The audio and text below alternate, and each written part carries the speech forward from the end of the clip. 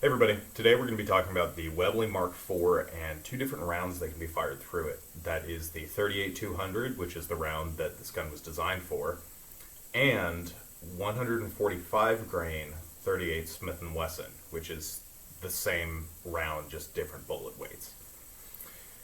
We're going to be talking about a little bit of history of the gun, and if you want a more in-depth history, I recommend you look at some of my other videos. I go a little bit more in-depth on those. Then we're going to be talking about the specifics of these accuracy tests, kind of the whys, the methodology. Then we're going to show the tests, actually going out and shooting this. And then we're going to break this down a little bit because we got some kind of unexpected results. So to begin, a very brief overview is early in the 1900s, I guess late 1800s to a little bit after World War I, the British Army, or the British Empire, had used a couple of different models of the Webley revolver, chambered in 455 Webley, which is similar to a 45 ACP. It's a pretty large round, and it gained a reputation for being a real man-stopper, if you will. Well, feedback after World War I from troops who had maybe been conscripted or had signed up and hadn't really planned on it, people who weren't careerists necessarily, had to get trained on these Webleys. And they said, hey, it's really kind of a terrible gun to shoot day in and day out and to train on. So the British military wanted something that kicked a little bit less, and they ended up, there's a lot of history that has to do with Webley designing a revolver and Field making something that was basically the same thing but changed just enough so legally it wasn't the same thing, and then wartime shortages, and then Webley ended up supplying the British government with these. That's the gist of it. It's a very interesting story, but again, this isn't the video for it. So, Webley provided these revolvers, and as did Enfield as well, or I think it's RSIF Enfield. Anyway, the British government decided to shrink their revolver down to fire a 38 Smith & Wesson, which at the time was a relatively popular round in the US. But instead of using the standard loads, which was anywhere from like 140 grain all the way up to 200 grains, there was a specific cartridge that I think the New York Police Department was using that was 200 grain. But anyway, most of the time these were around 150 grains-ish. Instead of just using that, the British government decided we want to retain that sort of man-stopper component. And so they just shoved a 200 grain bullet in there and called it good. Which brings us to this video and this gun. I purchased this gun a couple of years ago, and when I was trying to find ammo for it, I went into a gun shop and I was talking to the guy who owned the gun store. And he didn't have any ammo, but we got to talking and he had previously owned one. And he had said, yeah, they're really, really nicely made. However, I can't hit anything with them. They're horribly inaccurate, and no wonder the British ended up adopting the high power, and then I think they use a Glock. It's either a Glock or a SIG. And I thought to myself, that's kind of strange, because the British did use this particular model, this in the Enfield, up until, I believe it was the late 60s or early 70s. They used it for a really long time, and if this was so inaccurate, then I can't help but wonder why. That doesn't seem to make any sense. And so I started to wonder, is this the ammo? And if you're a fan of Paul Harrell, whom so much credit from the things that I've done in this video, whether it's the knowledge or the actual testing, that goes to him. But if you're a fan of Paul Harrell, you'll know that when he shoots different types of ammunition in different guns, different types of ammunition in the same gun, he often has wildly different results. And I have had the same thing. When I was first carrying a Makarov as my concealed carry pistol, I shot probably 5 different kinds of ammunition through it, and I started with 3-round groups, and I was getting wildly different results. And then I moved up to 10-round groups, just to try to eliminate any me factor in there. And it turns out that different rounds just hit differently. It seems to just be just the way it works.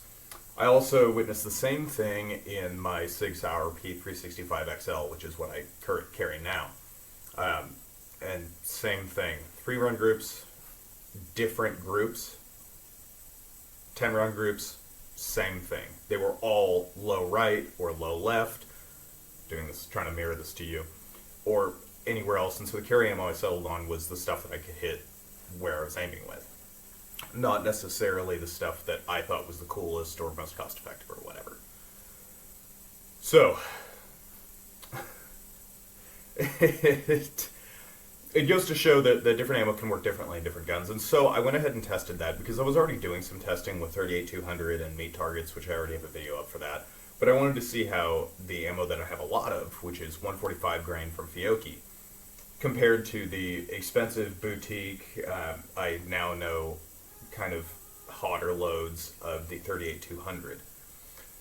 So, using some semi-arbitrary parameters, we went ahead and tested this, and what we ended up doing was, per a British manual that I found from, I think, 1943 or 1944, it talks about using your sights. What are you doing? Come here. It talked about using your sights out at about 15 yards and more. Yeah, you want to run around now? It talked about using your sights out at 15 yards or more. So that was the distance that we determined, and the target that I was shooting at was, I believe it's 10 inches by 16 inches. So we went ahead and shot it. I started out by shooting 3-round groups, and you will see what happens with the testing. Then we'll kind of break that down afterwards.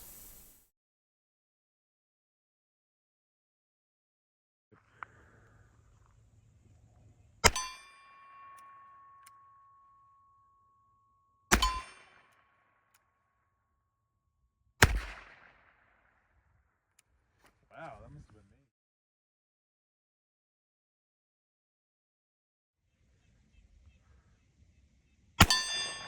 me. Nice.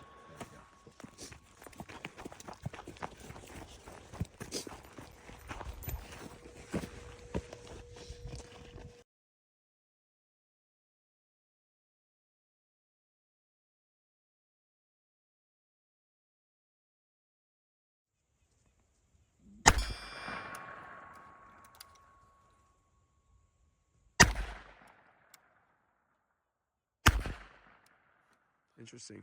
Well, maybe I suck, maybe it's cold, maybe these just aren't accurate. Let's go take a look. I don't even know where that hit. Oh my god, it's like right there.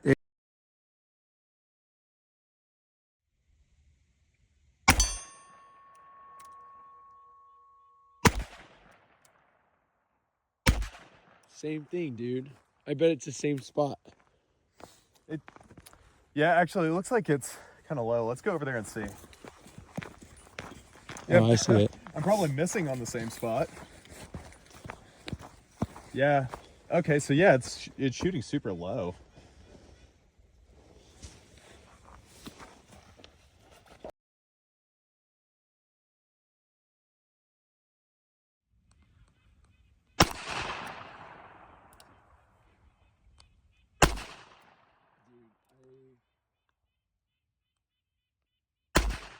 Let's break down those results, because that really wasn't the way that I expected that to go.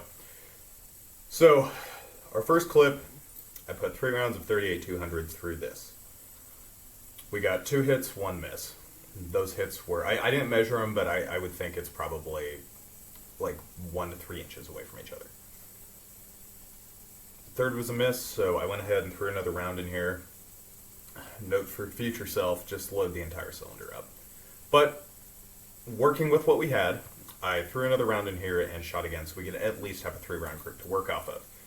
So we had our 3-round group. It wasn't a great group, but at that distance on a man-sized target, we did have 3 out of 4 hits that were in a group. Then we threw in the 145 grain Fiocchi. Now, this is ammo that I've shot before, and I'll get into my experience shooting this revolver a little bit. But I've shot the ammo before, and I don't remember thinking that it was necessarily inaccurate. But as you just saw, we had, I think, 2 out of 9 shots hit. and they were kind of all over. I think it was probably, if that was 10, it was probably like 6 inches between the two. So I just couldn't get hits on there, and you heard me say it in the video. So we tried a couple of times, and I thought, you know what, maybe this is just me. Maybe I'm having an off day.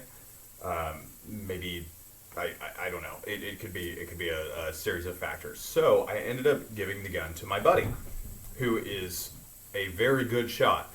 Like, I've seen him shoot both handguns and rifles, and he shoots pretty frequently. And while he had never shot this specific gun, he does know the ins and outs of shooting, and I would say he's as good a shot as I am, if not better.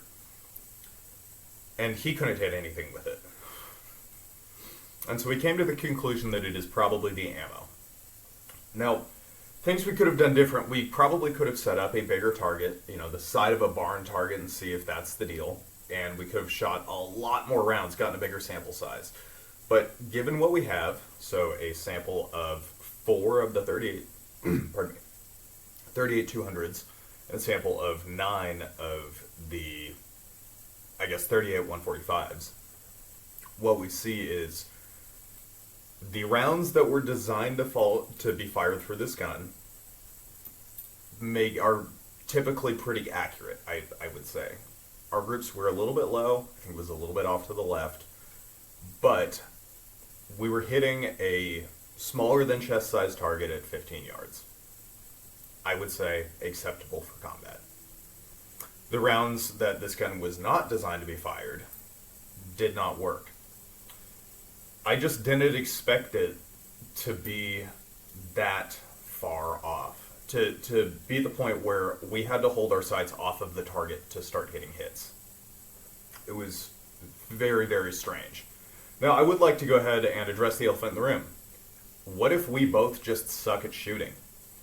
And I'm sure that if this video is up for long enough, somebody will comment something to that effect before they see this part. Say, well, maybe it's just you, maybe you don't know what you're doing.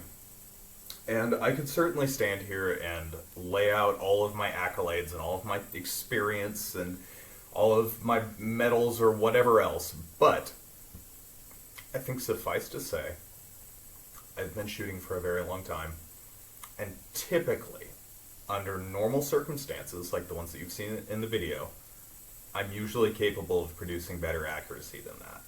And like I just said to my buddy, he is as well. We can certainly do a video breaking down all of our combined shooting experience and all that, and show demonstrations of us being able to hit targets or something like that. But frankly, I'm not one to brag. I think being humble is a virtue, and I think that that's a very important one. So I'm not going to sit here and waste your time with me talking about me. But I think that I do genuinely believe this, and I would cop to this if it was just me, or if I don't know how to shoot, or if I was shaking because it was cold, or whatever. I think that to put this to bed and then leave it, I think that 145 grain really isn't as accurate as that 200 grain. But in the forever immortal words of Paul Harrell, you be the judge. So thank you for watching. I appreciate you taking the time to do so. And if you have any feedback or anything like that, please let me know. Take care, everybody.